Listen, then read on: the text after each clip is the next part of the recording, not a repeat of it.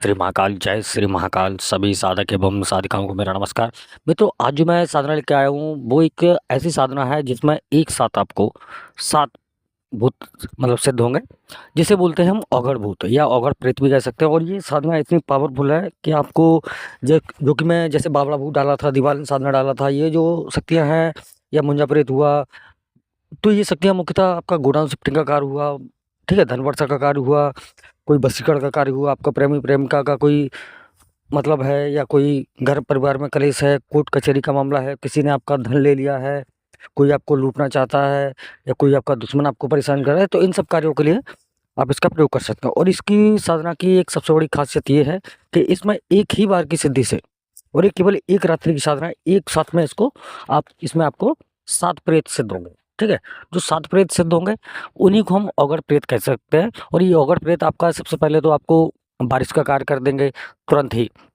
देखो, बारिश का कार्य और गोडाउन शिफ्टिंग के कार्य में क्या होता है कि जब किसी गोडाउन शिफ्टिंग को हम करते हैं तो उसमें हमें 3 से 4 लोगों की ज़रूरत पड़ती है कि कोई रास्ता संभालता है, कोई रास्ते में कोई हमें धन लाने में कोई दिक्कत ना हो। और जहाँ से गोडाउन शिफ्टिंग होती है वहाँ से क्या होता है, कोई प्रेत अगर यहाँ पे कोई चौकी वगैरह लगी होती है तो उसके लिए भी हमें कुछ शक्तियों की ज़रूरत पड़ती है। तो उसमें ये शक्ति औघड़ प्रेत क्या है कि एक ही शक्ति से, एक ही बार के साधना से आपको 7 शक्तियाँ प्राप्त होंगी, 7 तरीके के भूत प्राप्त होंगे, जो कि आपको हर एक कार्य करके देंगे आपको। चाहे अकस्मात धन वारिस करानी हो, इसके माध्यम से आप टीटी पे भी वारिस करवा सकते हैं, कछुए पे भी वारिस करा सकते हैं जो बोलते हैं, ठीक है, और चूहे पे भी वारिस करा सकते हैं, काला चूहा जो होता है उस पे भी वारिस करा सकते हैं, ठीक है।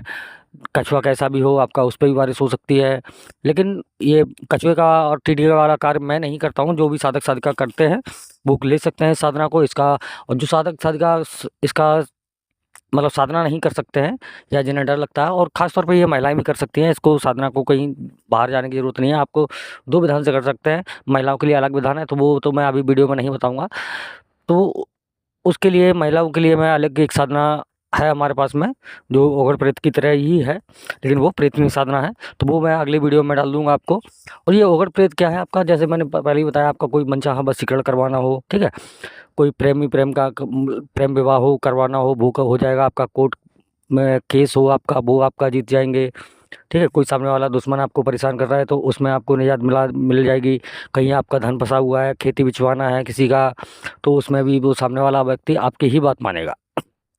तो ये सब इसके मुख्य कार्य हैं। तो कार्यों के बाद में अब मैं इसको बता देता हूँ कि इसकी साधना करनी कैसी है, क्या इसका विधान रहेगा। ये साधना 2 तरीके से होती है। एक तो शमशान में भी कर सकते हैं आप, तो साधना को आप किसी एकांत स्थान, खंडर या कोई बंद कमरा हो, एकांत कमरा जहाँ सुनसान हो, और जैसा कि मैं वहाँ पे भी कर सकते हैं। और जैसा कि मैं हर एक वीडियो में बताता हूँ कि बिना गुरु की आज्ञा के ना करें सबसे पहले। और साधना से, कोई भी साधना हो, साधना से पहले खैनी गुटखा आपको 3-4 दिन पहले से ही आपको खैनी गुटखा, बीड़ी, मांस, मदिरा और ये मद्यपान का सबका सेवन बंद कर देना है। इससे क्या है, आपको साधना में बहुत ही लाभ मिलता है। और साधना से पहले जितना हो सके, जिस शक्ति की हम साधना करना चाहते हैं, अपने मन में हमेशा उसका आह्वान करते रहना है कि ये शक्ति, मन में ये सोचना है कि हमारे सामने ये शक्ति प्रत्यक्ष हो रही है, ये शक्ति से मैं बात कर रहा हूँ। तो ये सब चीज़ें अपने मन में पहले से ही मानसिक बैठा लेनी चाहिए। इससे साधना में हमें आकर्षण बढ़ाने में बहुत सिद्धि मिलती है, बहुत सफलता मिलती है इससे। तो इसकी मैं सामग्री बता देता हूँ क्या इसका विधान है। तो इसकी देखो, सामग्री तो मैं बाद में बताऊँगा। इसकी साधना में आपको किसी भी शनिवार को 1 रात्रि की केवल साधना है। 1 रात्रि में आप इसको 7 भूत सिद्ध कर सकते हैं। औघड़ जिसे भूत कहते हैं, वो ये औघड़ भूत का ये नाम एक ही रहता है, लेकिन ये 7 भूतों का गुट रहता है। ये भगवान शिव के जैसे एक के अंदर वो जो होते हैं वो धन का लाभ के लिए होते हैं, तो उसी प्रकार से ये औघड़ भूत रहते हैं। और ये भगवान शिव के परम भक्त होते हैं। तो भगवान शिव की आराधना इसमें बहुत ज़रूरी है। साधना से पहले आपको भगवान शिव की आराधना करनी है। और ये साधना आप किसी भी शनिवार को, सोमवार को, ठीक है, या किसी किसी विशेष नक्षत्र में, ठीक है, रवि पुष्प नक्षत्र हो, आप कृष्ण पक्ष हो, कृष्ण पक्ष की सप्तमी अष्टमी को कर सकते हैं आप। ये साधना 1 रात की साधना है, ठीक है। आप किसी भी अमावस्या, पूर्णिमा, ग्रहण काल, होली, दिवाली, और सबसे बढ़िया तो इसका ट्रांसफ़र रहेगा। मैं कहूँगा कि आप इसको साधना से बढ़िया आप ट्रांसफ़र लें, क्योंकि हर साधक साधना नहीं कर सकता है।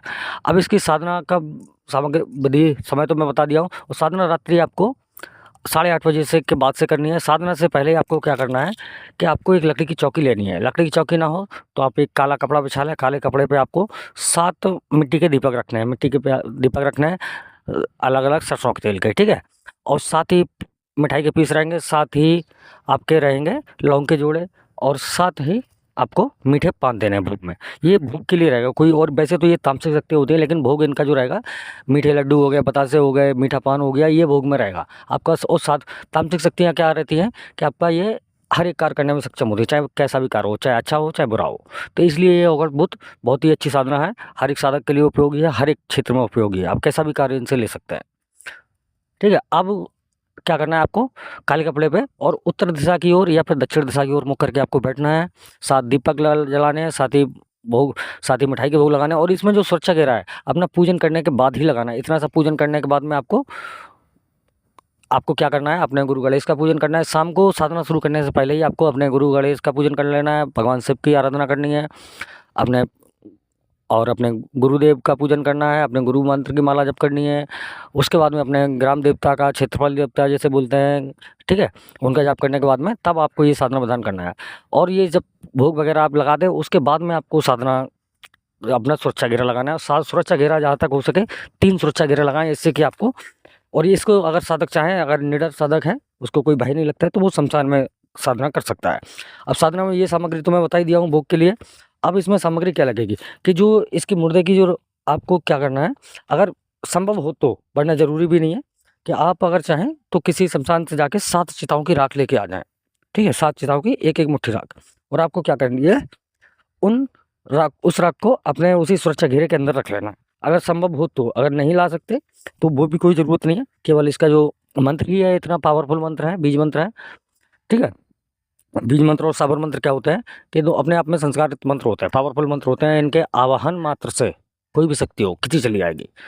तो ये इसका साधना विधान है। तो जो भी साधक साधिका इस साधना को करना चाहता है, या फिर इसका शक्ति ट्रांसफर लेना चाहता है, या फिर कोई अन्य शक्ति का ट्रांसफर लेना चाहता है, तो स्क्रीन पे हमारा व्हाट्सअप नंबर है, उसके माध्यम से आप हमसे जुड़ के इस साधना को ले सकते हैं।